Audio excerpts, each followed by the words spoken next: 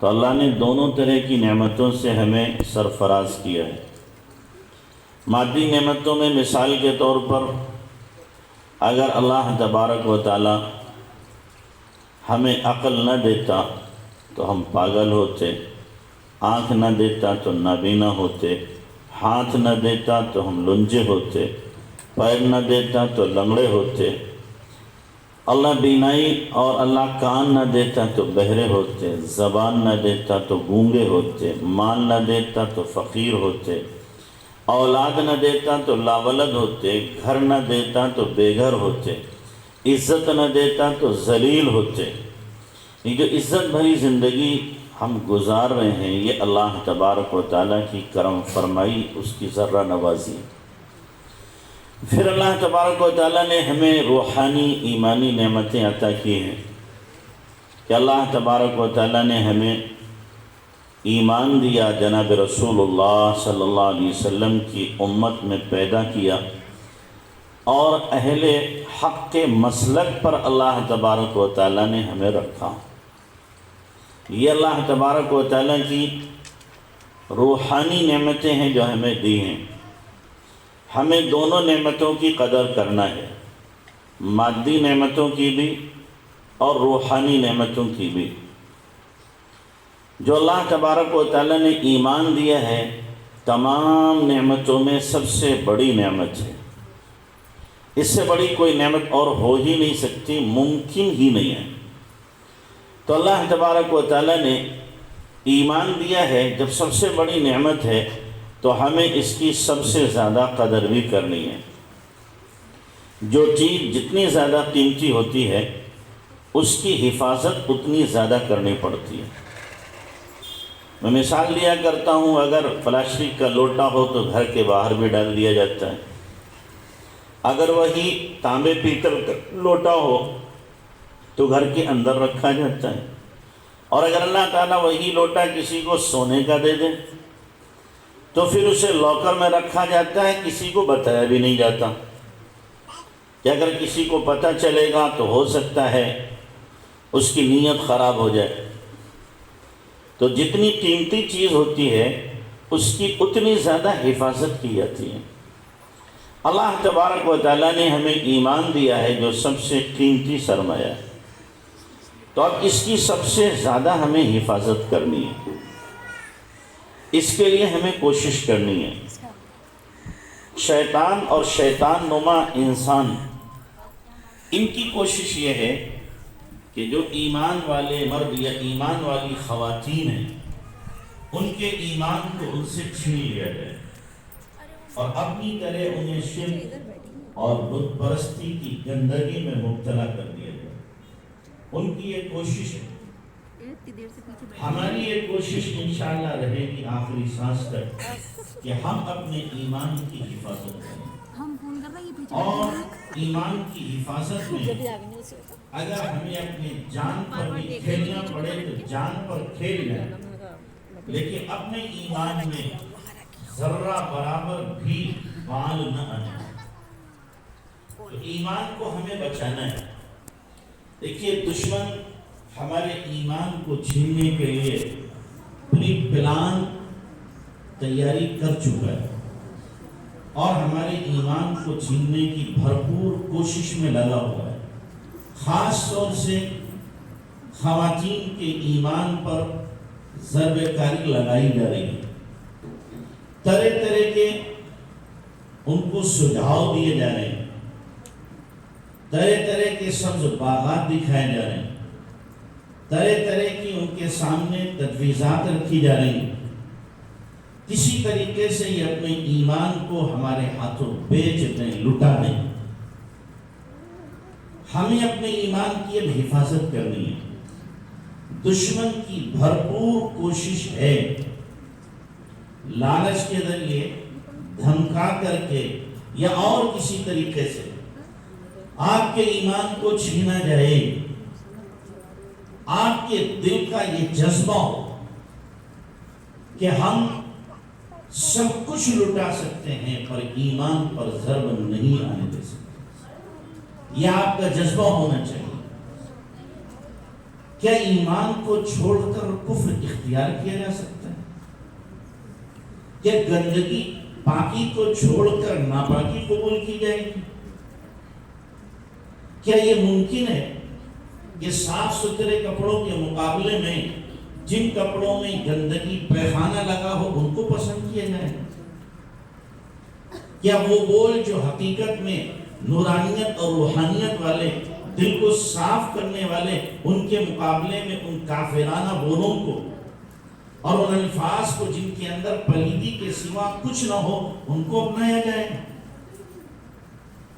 تو غیروں کی کوشش تو یہی ہے، ان کی تو محنت یہی ہے کہ آپ گندگی میں آ جائیں، پلیدی اختیار کر لیں۔ ان کی کوشش یہ ہے کہ آپ جو صاف ستھرا پانی پی رہی ہیں اس کے بجائے پیشاب پینے والی بن جائے، گائے کا پیشاب پینے والی بن جائے۔ آپ ذرا مقابلہ کریں، جب آپ کو دعوت دی جاتی ہے تو اس وقت میں آپ اپنے اسلام اور کفر کا مقابلہ کر کے دیکھیں کہ ایک طرف اسلام ہے اور ایک طرف کفر ہے، کیا ان دونوں میں مقابلہ ہو بھی سکتا ہے؟ ایک طرف اسلامی عقائد ہیں اور ایک طرف غیر اسلامی عقائد، ایک طرف ایک اللہ کو راضی کرنا اور ایک طرف 3 کروڑ معبودوں کو راضی کرنا۔ ایک کو منانا تو بہت آسان ہے، 3 کروڑ کو راضی کرنا کتنا مشکل ہے۔ ہمیں حکم دیا گیا ایک اللہ کو راضی کرو، ایک اللہ کی عبادت کرو، ادھر کفر کی طرف کہ 3 کروڑ معبود ہیں ان کے، ہر گری پڑی چیز، ہر وہ چیز جس کے اندر ذرہ برابر بھی طاقت ہے اس کو پوجنے کی دعوت دی جاتی ہے، اس کو راضی کرنے کے لیے حکم دیا جاتا ہے۔ کتنا مشکل کام ہے۔ تو ہم اگر موازنہ کریں تو ہمیں پتہ چلے گا، تو عقائد کے اعتبار سے ہمارے یہاں وہ پختگی ہے اور وہ خوبصورتی ہے، وہ مضبوطی ہے، عقائد کے اعتبار سے وہ روشن ہمارے پاس خط و خال موجود ہیں کہ جن میں ذرہ برابر کہیں سے کہیں تک کوئی گندگی کا سوال پیدا نہیں ہوتا۔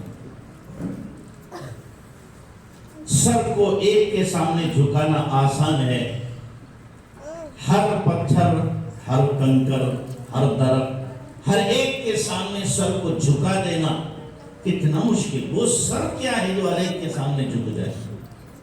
وہ سر ہی نہیں ہے۔ سر تو صرف ایک اللہ کے سامنے جھکتا ہے، کسی اور کے سامنے جھکنے کے لیے سر نہیں ہوتا۔ ہمیں عقیدہ دیا گیا اور اس بات کی ہمیں تاکید کی گئی کہ لا الہ الا اللہ، اللہ کے سوا کوئی معبود نہیں، کوئی عبادت کے لائق نہیں۔ تو یہ ایمانی عقیدہ، پھر فرشتوں کے متعلق عقیدہ، رسولوں کے متعلق عقیدہ، آخرت کے متعلق عقیدہ، مرنے کے بعد دوبارہ زندگی، جنت اور جہنم کے متعلق عقیدہ، یہ عقائد بالکل ٹھوس ہے۔ رسولوں کے متعلق اگر عقیدہ دیا گیا ہمیں کہ اللہ کی طرف سے جو میسنجر آئے ہیں، جو رسول آئے ہیں، وہ رسول برحق ہیں، اور ان کی زندگیوں کو اگر پڑھ کر کے دیکھا جائے تو ان سے زیادہ انسانوں میں کسی کی پاکیزہ اور صاف ستھری اور اعلیٰ اخلاق کے معیار پر اتری ہوئی زندگی کسی کی ہو ہی نہیں سکتی۔ اور ہم سب کے آقا مولا جناب محمد رسول اللہ صلی اللہ علیہ وسلم کے تو کیا کہیں گے کہ آپ علیہ السلام کی حیات طیبہ اور آپ علیہ السلام کی زندگی کتنی ستھری، کتنی دھلی اور کتنی پاکیزہ ہے کہ تصور نہیں کیا جا سکتا اس سے بہتر زندگی کا۔ تو عقیدہ ہے ہمارا کہ ہمارے نبی جناب محمد رسول اللہ صلی اللہ علیہ وسلم آخری نبی ہیں، آپ کے بعد کوئی نبی نہیں، اور آپ صلی اللہ علیہ وسلم تمام انسانیت کے نبی ہیں، کسی ایک علاقے، کسی ایک خطے کے نبی نہیں، ساری دنیا کے نبی اور آخری نبی۔ دو عقیدے الگ الگ ہیں یہ. اللہ کے نبی آخری نبی ہیں ایک عقیدہ، دوسرا عقیدہ اللہ کے نبی تمام رہتی دنیا تک کے انسانوں کے نبی ہیں. اس پر بھی کوشش کی جا رہی ہے کہ اللہ کے نبی صلی اللہ علیہ وسلم کو آخری نبی نہ مان کر کسی اور خبیث انسان کو کیا ہے نبی مان لیا جائے. اس پر بھی ضرب لگانے کی کوشش کی جا رہی ہے اور اس کی باقاعدہ محنت ہو رہی ہے. تو اس لیے عقائد کے اعتبار سے ہمیں پختہ رہنا ہے کہ اللہ تبارک و تعالیٰ نے ہمیں نبی محترم صلی اللہ علیہ وسلم کی امت میں پیدا کیا ہے. آپ آخری نبی، اللہ اکیلا تمام کائنات کا چلانے والا، اس کا کوئی شریک نہیں، کوئی ساجی نہیں. ایسا نہیں ہے کہ اللہ کو خوش کرنے کے لیے ہمیں فلاں بدھ کو، فلاں شنکر کو، فلاں کو راضی کرنا پڑے گا اس کے بعد اللہ راضی ہوگا. نہیں، جیسے کفار مکہ کہا کرتے تھے مَا نَعْبُدُهُمْ إِلَّا لِيُقَرِّبُونَ إِلَى اللَّهِ زُلْفَىٰ، کہ ہم جو بتوں کو پوچھتے ہیں وہ اس لیے پوچھتے ہیں تاکہ اللہ کا تقرب حاصل ہو سکے. نہیں، اللہ خود جب کہہ رہا ہے نَحْنُ أَقْرَبُ إِلَيْهِ مِنْ حَبْلِ الْوَرِيدِ، او میری بندی میں تیری شہرک سے زیادہ قریب ہوں. کسی اور کو بیچ میں واسطہ ڈالنے کی تجھے ضرورت نہیں ہے. اللہ جب فرما رہا ہے اذا سألك عبادي عني فإني قريب اجيب دعوة الداع اذا دعان، کہ جب میرا بندہ میری بندی میرے بارے میں آپ سے پوچھے نبی جی کہ اللہ کہاں ہے، تو آپ کہہ دیجئے فإني قریب، میں وہیں قریب ہوں. میں پکارنے والے کی پکار کو سنتا ہوں، جواب دیتا ہوں. تو اللہ تبارک و تعالیٰ خود فرما رہا ہے قریب ہے. اللہ خود کہہ رہا ہے میں رحیم ہوں، کتب علی نفسہ الرحمہ، رحم کو اپنے اوپر اللہ نے لازم کر لیا. اس لیے محترم خواتین، بنیادی چیز ایمان ہے، جس ایمان کو چھیننے کی بہت زور شور سے پلاننگ کی جا رہی ہے، اور خاص طور سے ہماری ماں بہنوں کے ایمان کو چھیننے کی. اس کے لیے مختلف ہتھ کنڈے، آپ کو پتہ نہیں ہے، یہ بھی ایک ہتھ کنڈا چالو ہوا ہے کہ ہماری بچیوں کو آن لائن تجارت کے نام پر پھنسایا جا رہا ہے کہ تم خود کفیل بن جاؤ، تمہیں کسی پر ڈیپینڈ رہنے کی ضرورت نہیں ہے، اور دیکھو تم نے اگر 4-6 مہینے محنت کر لی تم لاکھوں لاکھ کمانے والی بن جاؤ. یہ باقاعدہ ہتھ کنڈا اپنایا جا رہا ہے اور ہماری ہزاروں بچیاں اس میں ملوث ہو چکی ہیں. ایک دو نہیں، پورا ان کا نیٹ ورک اس سلسلے میں پھیلا ہوا ہے. ابھی ہمیں ایک نیٹ ورک کا پتہ چلا مراد آباد کے اندر. حیرت تو اس وقت ہوئی، ایک بڑے عالم کی وہ پوتی ہے، بڑے عالم کی پوتی ہے، اور چہاروں عالمیت کے کورس میں پڑھ رہی ہے، اور اس نے تقریباً 50-60 بچیوں کو اپنے ساتھ جوڑ رکھا ہے، اور جو نیٹ ورک ہے اس کے اندر سارے کے سارے غیر مسلم لڑکے، سارے غیر مسلم لڑکے. خود اس بچی کا تعلق لڑکے سے ہے، اس لڑکے کے ساتھ اس کو باقاعدہ بیٹھا ہوا غیر مناسب حالت میں آدمیوں نے دیکھا.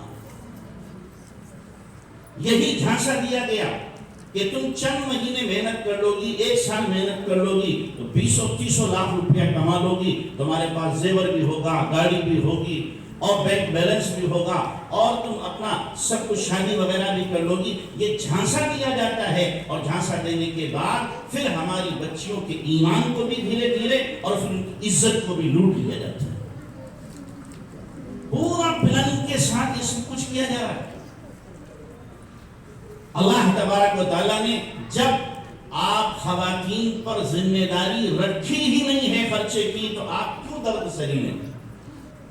باپ کے گھر میں ہے تو باپ کی ذمہ داری خرچے کی، باپ نہیں ہے تو بھائی کی ذمہ داری ہے خرچے کی. شادی ہو جائے تو شوہر کے ذمہ ہے آپ کا خرچہ، شوہر انتقال کر گیا تو بیٹوں کے ذمہ ہے خرچہ. آپ کو کمانے کا شریعت نے مکلف بنایا ہی نہیں کہ آپ آن لائن اور آف لائن کمائی کریں اور کسی پر ڈیپینڈ نہ رہے اور خود مختارانہ زندگی گزارے. شریعت نے آپ پر کسی طرح کی ذمہ داری رکھی ہی نہیں. کیوں اپنے آپ کو مصیبت میں ڈالیں؟ اللہ سے تعلق قائم کریں، اللہ سے مانگیں، اللہ ضرورتوں کو پورا کرنے والا ہے۔ وہی رب آپ کے باپ یا بھائی یا بیٹے یا شوہر کے دل میں ڈالے گا اور آپ کی ضرورتیں پوری ہوں گی۔ تو اس لیے ان جالوں میں پھنسنے کی ضرورت نہیں ہے کہ آپ اس جال میں پھنسیں کہ آن لائن کاروبار کرو، یا پھر کوئی غیر آپ کو جھانسا دے رہا ہے، سبز باغ دکھا رہا ہے کہ تم اگر مسلمان بن کر کے رہو گی تو پھر کیا ہے مسلمان بن کر اگر رہی تو تم یوں ہی گھٹن والی زندگی گزارو گی، نقاب پہن کے رہو گی، کہیں گھوم نہیں سکتی، کہیں آ نہیں سکتی، کہیں جا نہیں سکتی، اور ایک گھر سے دوسرے گھر میں یوں ہی زندگی تمہاری ختم ہو جائے گی۔ جو انجوائے کا زمانہ ہے، اپنی زندگی سے مزے لینے کا زمانہ ہے، وہ سب تمہارا ختم ہو جائے گا اور پھر مر تھک کر کے ختم ہو جاؤ گی۔ لہذا جب تمہاری لائف ہے اس لائف سے انجوائے کرو، مزے اڑاؤ۔ یہ سبز باغ دکھائے جاتے ہیں، تو اس لیے اپنے آپ کو بہت زیادہ حساس رکھنے کی ضرورت ہے۔ یہ ظالم بہت تیز ہے اور اس نے نیٹ ورک پھیلا رکھا ہے، جال پھیلا رکھے ہیں، مختلف انداز سے آپ کے ایمان کو اور آپ کی عزت کو لوٹنا چاہیے۔ آپ کو حیرت ہوگی، ہمارے مراد آباد میں ایک اسکول ہے، صرف ایک غیر مسلم ٹیچر اس میں رکھی ہوئی، ایک غیر مسلم ٹیچر۔ اس ایک غیر مسلم ٹیچر نے اب تک 17 ہماری بچیوں کو کافر بنا کر کے اور غیروں کے حوالے کر دیا، ایک مسلم، اور جتنی بچیاں پڑھنے والی ہیں ان سب کے ذہن کو خراب کر دیا ایک۔ حالانکہ مینجمنٹ سارا مسلمان ہے، اسٹاف سارا مسلمان ہے، بچیاں بچے جتنے پڑھنے آتے ہیں سب مسلمان ہیں، ایک صرف ٹیچر رکھی غیر مسلم، اور اس نے 17 بچیاں ایمان سے خارج اور کتنی بچیوں کے ذہن خراب کر دیے، اور جو بچیاں آتی ہیں ان کے ذہن خراب کر دیے۔ جب ایک ٹیچر کا یہ حال ہے، جس اسکول میں ہماری بچی پڑھنے جا رہی ہے، ساری پڑھانے والی جب کیا ہوں گی یہی ہو، تو ہماری بچی کے ایمان کا حشر کیا ہوگا، انجام کیا ہوگا، اس کا ذہن کیا بنے گا، کیا اس کو گھول کے پلایا جا رہا ہوگا۔ لیکن ہماری آنکھیں بند ہیں، ہم سوئے ہوئے ہیں اور ہم نہیں سمجھ رہے کہ ہماری بچیوں کے ساتھ کیا برتاؤ کیا جا رہا ہے، ان کے ایمان کے ساتھ کیا کھلواڑ کیا جا رہا ہے، اور ان کی عزتوں کے ساتھ کیا کھلواڑ کیا جا رہا ہے۔ تو اس لیے اپنی بچیوں کو بھی بچانے کی کوشش کرو، اور ہماری بچیاں خود اپنے ایمان کو مضبوط کریں، ایمان کو سیسا پلائی ہوئی دیوار بنائیں، کسی حال میں اپنے ایمان پر ذرہ برابر بھی بال نہ آنے دیں کہ ہم ہر چیز کا سودا کر سکتے ہیں، سمجھوتا کر سکتے ہیں، لیکن ایمان پر سمجھوتا کرنا یہ ہمارے بس کی بات نہیں ہے۔ ہاں یہ ممکن ہے ہم پڑھائی نہ کریں، یہ ممکن ہے کہ یہ تعلیم ہم نہ لیں، اگر عزت کے ساتھ اور ایمان کی سلامتی کے ساتھ ہمیں تعلیم نہیں ملتی تو اس تعلیم کو ہم خیرباد کہہ سکتے ہیں، لیکن ایمان پر ضرب آ جائے ہم یہ گوارا نہیں کر سکتے۔ تو اس لیے ضرورت ہے کہ اپنے عقائد کو مضبوط کرو، اپنے ایمان کو بچانے کی کوشش کرو۔ اور دیکھو یہ بھی ہوتا ہے، اگر آپ جھانسے میں ہماری بچیاں نہیں آ رہی، لالچ میں نہیں آ رہی، بات نہیں مان رہی، تعلق ہے، تو اب یہ لڑکے کیا کرتے ہیں، بچی کا نام پوچھیں گے، باپ کا نام پوچھیں گے، ماں کا نام پوچھیں گے، پتہ پوچھیں گے، اور اس کے بعد پھر آخری حربہ تانترک کے ذریعے سے جادو کرایا جاتا ہے، جادو کرایا جاتا ہے، اور جادو کرا کر کے اس بچی کے ذہن کو ایسا کر دیا جاتا ہے کہ اس کا ذہن صرف کافرانہ ہوتا ہے، اور غیروں کے ساتھ جانا ہی وہ اپنی سب سے بڑی عزت سمجھتی ہے۔ اور میں ہوائی بات نہیں کر رہا، کئی بچیاں ایسی ہیں جن کے جادو کو جب ختم کرایا گیا تو وہ کہہ رہی تھی ہمیں پتہ ہی نہیں ہم کیا کہہ رہے ہیں، ہمیں معلوم ہی نہیں ہمارے ساتھ کیا ہو رہا ہے۔ تو یہ مکمل ہتھ کنڈے اپنائے جا رہے ہیں، ہماری عزتوں سے کھلواڑ ہو رہا ہے، ہماری بچیوں پر نظریں ہیں۔ خدا کے لیے جو مائیں آئی ہوئی ہیں وہ اپنی آنکھوں کو کھولیں، اپنے دل و دماغ کو کھولیں، اور جو ہماری بچیاں آئی ہوئی ہیں وہ بچیاں بھی ہوشیار رہیں ایسے درندوں سے، ایسے جانوروں سے، اور ایسے خدا کے باغیوں سے، اور ایسے حیا کے لٹیروں سے۔ بہت زیادہ ہوشیار رہنے کی ضرورت ہے، اور اگر ہوشیار نہ رہی، کب آپ کی عزت پر بٹا لگے، کب آپ کا ایمان لوٹ لیا جائے، کچھ نہیں پتا۔ تو اس لیے بہت زیادہ ہوشیار رہنے کی ضرورت ہے۔ تو دشمن نے کوئی کسر اٹھا کے نہیں رکھی۔ واللہ سچ کہتا ہوں، یہ کان اس منحوس آواز کو روزانہ سن لیتے ہیں تقریباً، کہ آج فلاں بچی، آج فلاں بچی، آج فلاں محلے سے، آج فلاں محلے سے۔ کیوں ہو رہا ہے یہ؟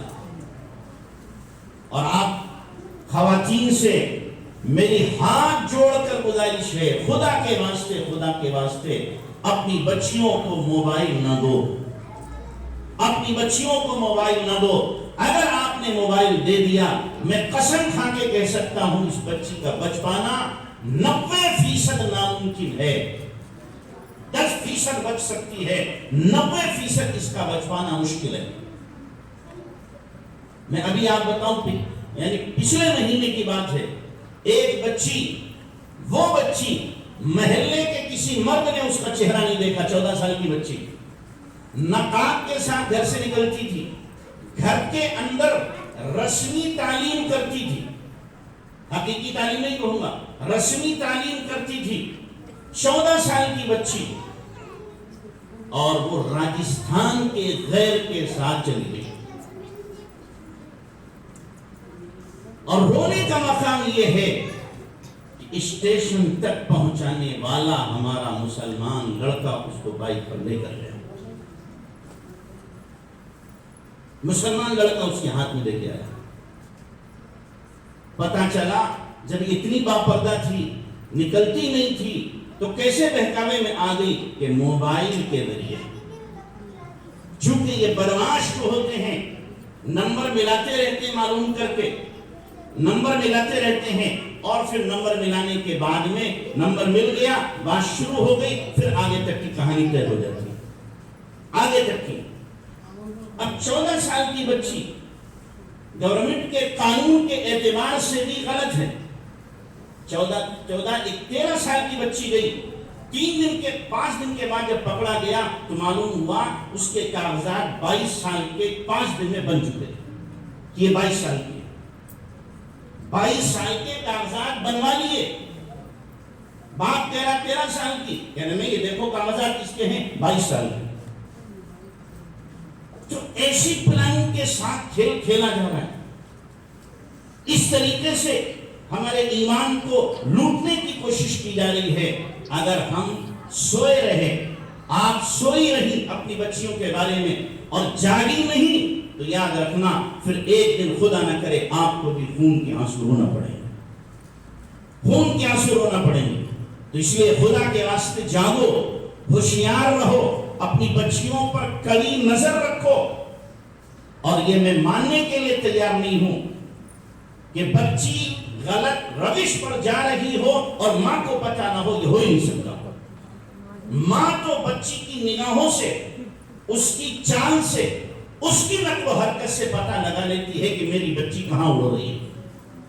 لیکن ماں جو ہوتی ہے وہ اس چیز کو برداشت کرتی ہے، دباتی رہتی ہے، باپ سے کہتی نہیں، اور جب سر سے پانی اوپر ہو جاتا ہے تو پھر بتاتی ہے، لیکن اب قابو سے باہر معاملہ ہو جاتا ہے۔